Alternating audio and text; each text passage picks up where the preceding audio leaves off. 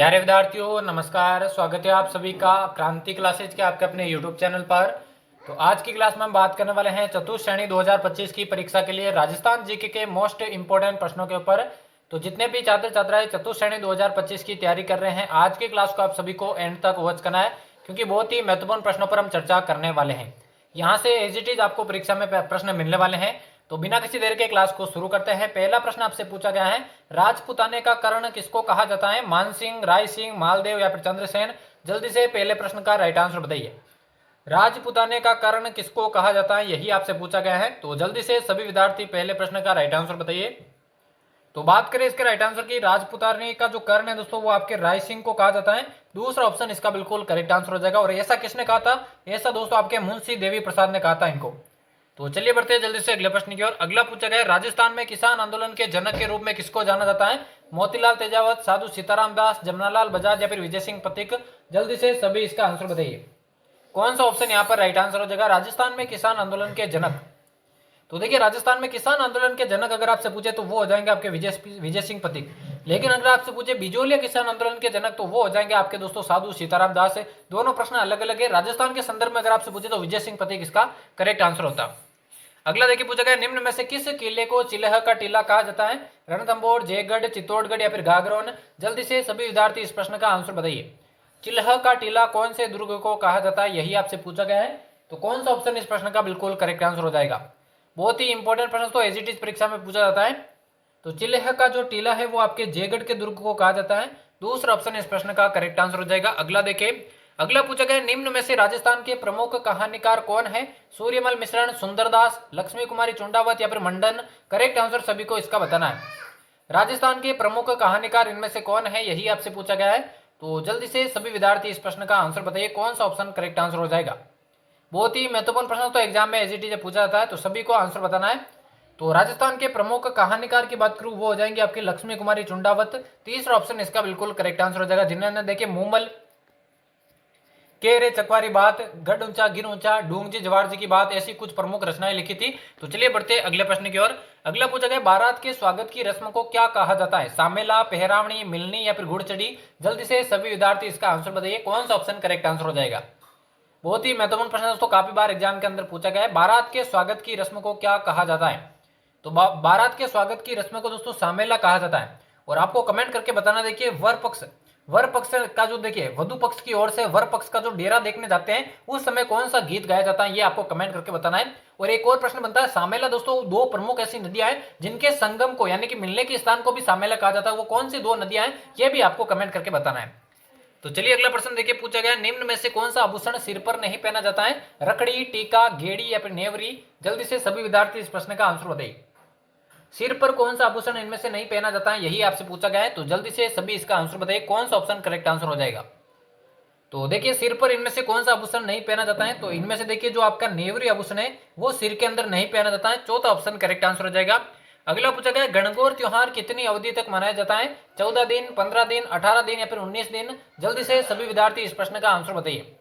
जो गणगौर का त्योहार है कितनी अवधि तक मनाया जाता है, यही आपसे पूछा गया है। तो सभी विद्यार्थी कमेंट करके इसका आंसर बताइए, कौन सा ऑप्शन राइट आंसर हो जाएगा। तो गणगौर त्योहार की बात करूं तो ये आपके चैत्र शुक्ल तृतीया को मनाया जाता है और ये दोस्तों आपके 18 दिन तक मनाया जाता है। तीसरा ऑप्शन इस प्रश्न का करेक्ट आंसर हो जाएगा। अगला देखिए, अगला पूछा गया, तेजाजी के पुजारी को क्या कहा जाता है? शरणागत, सोहड़, गोडला या फिर देवजी? सभी विद्यार्थी कमेंट करके इसका आंसर बताइए, कौन सा ऑप्शन राइट आंसर हो जाएगा। तेजाजी के पुजारी को क्या कहा जाता है, यही आपसे पूछा गया है। तो तेजाजी के जो पुजारी होते हैं उन्हें दोस्तों आपके गोडला नाम से जाना जाता है। तीसरा ऑप्शन इसका करेक्ट आंसर हो जाएगा।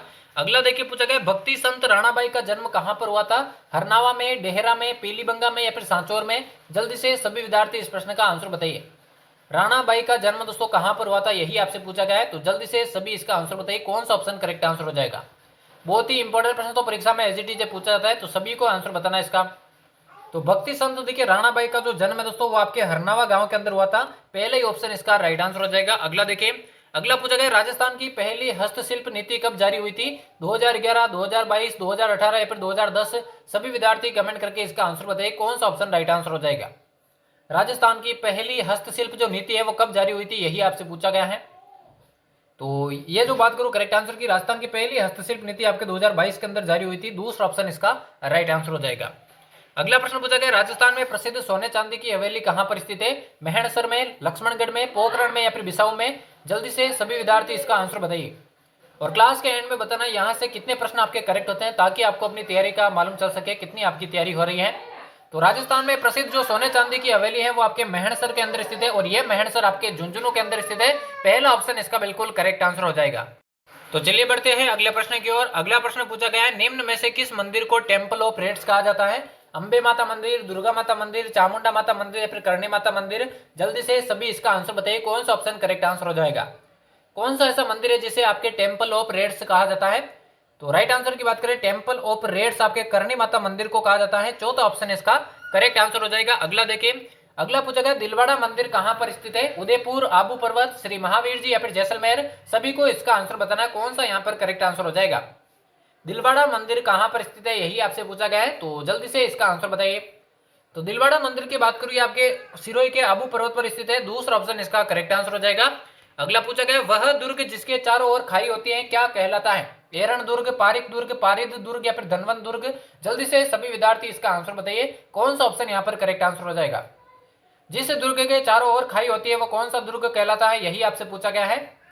तो बात करें इस प्रश्न के राइट आंसर की, उससे दोस्तों आपके पारिक दुर्ग कहा जाता है। दूसरा ऑप्शन यहाँ पर इसका राइट आंसर हो जाएगा।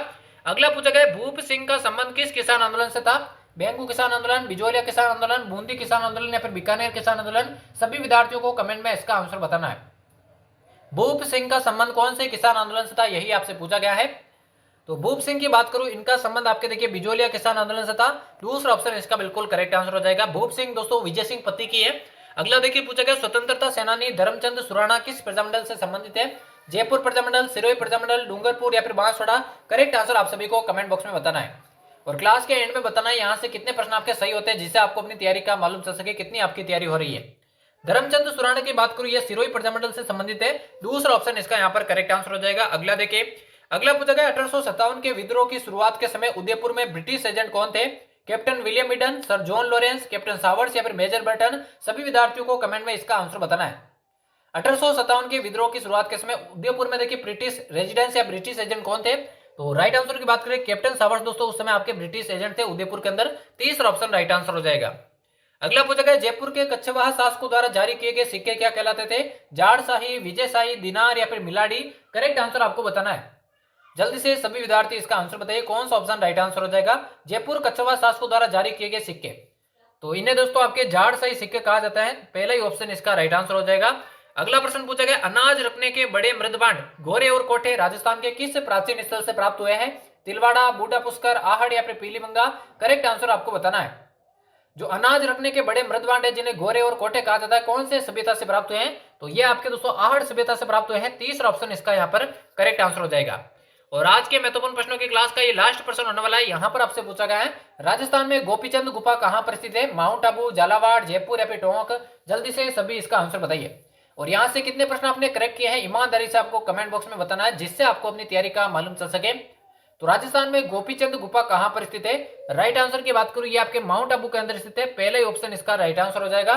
तो यहां पर हमारे चतुर्थ श्रेणी 2025 की परीक्षा के लिए राजस्थान जीके के इंपॉर्टेंट प्रश्नों की क्लास समाप्त होती है। उम्मीद करता हूं क्लास आप सभी को पसंद आई होगी। डेली चैनल पर इसी तरह की क्लासेस पाने के लिए चैनल को सब्सक्राइब करके बेल आइकन को प्रेस कर दे। तो मिलते किसी और नई क्लास में, तब तक लेते हैं आप सभी से अलविदा। धन्यवाद।